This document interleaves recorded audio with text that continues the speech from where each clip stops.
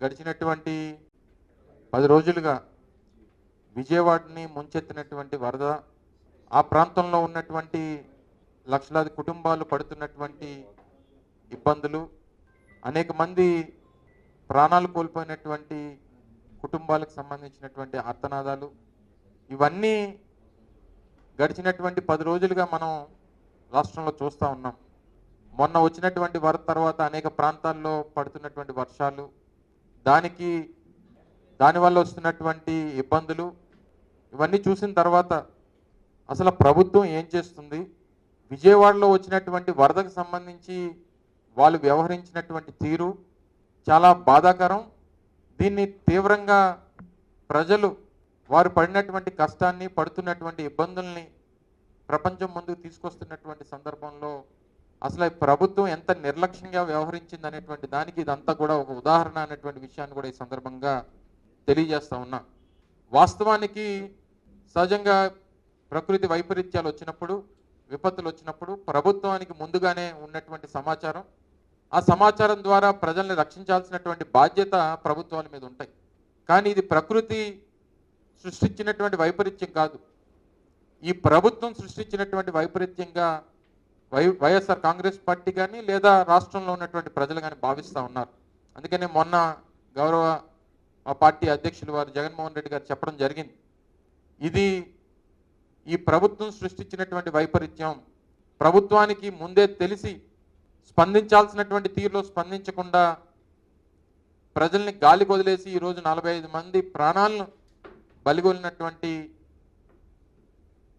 ఈ కార్యక్రమాన్ని తీవ్రంగా ఈ ప్రభుత్వాన్ని ఖండించాల్సినటువంటి బాధ్యత ప్రతి ఒక్కరి మీద కూడా ఉంది. వారు చెప్పినటువంటి కొన్ని విషయాలు, ఎందుకంటే గడిచినటువంటి 10 రోజులుగా రాష్ట్ర ముఖ్యమంత్రి గారు రాత్రనక పగలనక మధ్యాహ్నం అనక సంబంధం లేకుండా అనేక పత్రికా సమావేశాలు పెడతా ఉన్నారు. ఏ ఒక్క సందర్భంలో కూడా వారు మాకు ముందే తెలిసినా మేము దీన్ని సరైనటువంటి రీతిలో ఎందుకు మీరు స్పందించలేదంటే దానికి సమాధానం చెప్పేటువంటి పరిస్థితుల్లో రాష్ట్ర ముఖ్యమంత్రి గారు లేరు. ఎందుకంటే ఇటువంటి సంఘటనలు వచ్చినప్పుడు ఆయన పబ్లిసిటీకి దీన్ని వాడుకోవాలనేటువంటి ప్రయత్నమే ఆయనలో ఎక్కువగా కనబడుతుంది తప్ప, ప్రజలకు ఏదన్నా కష్టం వస్తే ఆ కష్టం నుంచి వారిని ఎలాగా గట్టెక్కించాలనేటువంటి కనీస ఆలోచన చేసేటువంటి స్థితిలో ఈరోజు రాష్ట్ర ముఖ్యమంత్రి గారు లేరు. రోజులు గడుస్తూ ఉన్నటువంటి సందర్భంలో రోజుకు ఒక కొత్త విషయం బయటపడతా ఉంది.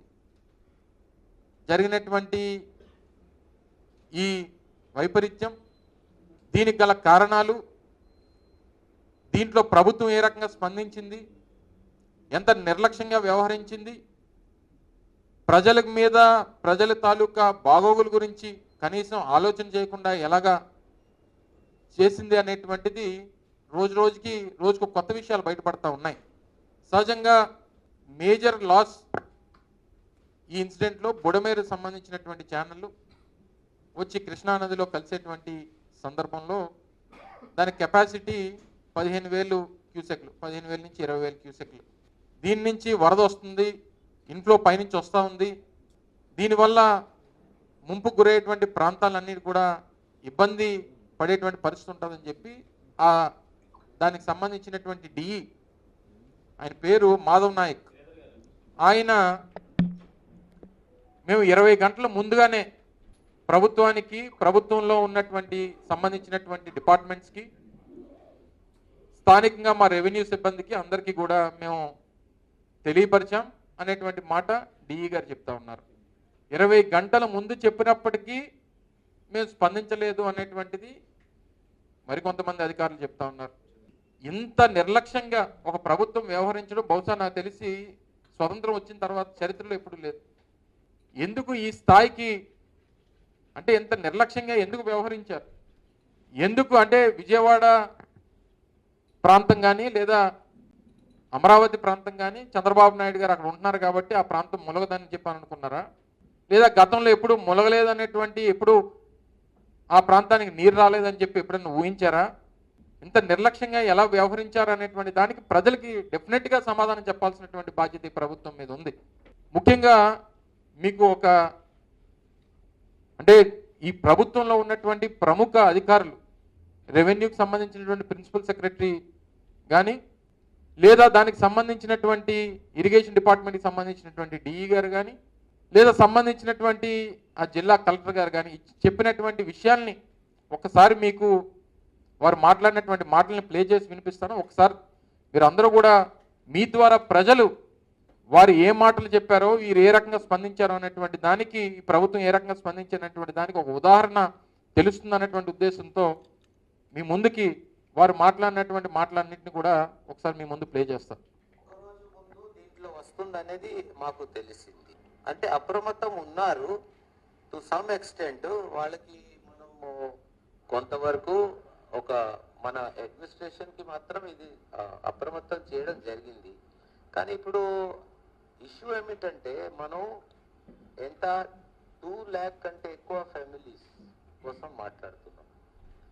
నా అట్ ఎనీ రేట్ ఇవాక్యుయేషన్ చేయాలన్నా సపోజ్ మనకి ఇది తెలుస్తుంది అయితే ఇప్పుడు మోర్ దెన్ 24 hours బిఫోర్ మనం చెప్పలేము. ఇలాంటి సిచ్యువేషన్లో ఇంత పెద్ద మొత్తంలో ప్రజల్ని తరలించడం ఎంతవరకు పాసిబుల్ అనేది కూడా మనం ఫ్లడ్ వాటర్ వదిలిన తర్వాత ఇది సిటీలోకి వెళ్తుందన్న తర్వాత మెకానిజాన్ని అలర్ట్ చేశారా సార్? గవర్నమెంట్ చెప్పారా ఈ వాటర్ వస్తుందని చెప్తాం. ఇప్పుడు ఏ టైంలో అలర్ట్ చేశారు సార్? మేము శనివారం మా ఈ గారు ఎస్సీ గారు కలెక్టర్కి వాళ్ళకి అందరికి చెప్పాను. నేను కూడా ఎంఆర్ఓ వాళ్ళకి ఫోన్ చేసి చెప్పాను శనివారమే. ఇలా ఏ టైంలో చెప్పంటారు సార్? మేము శనివారం మా వాళ్ళు ముందే చెప్పారంట. మేము శనివారమే మధ్యాహ్నం మాకు ఇక్కడ పొద్దున శనివారం పొద్దున్న వరకు అసలు ఏం లేవు. మధ్యాహ్నానికి వాళ్ళకి ఇన్ఫర్మేషన్ చేశాం.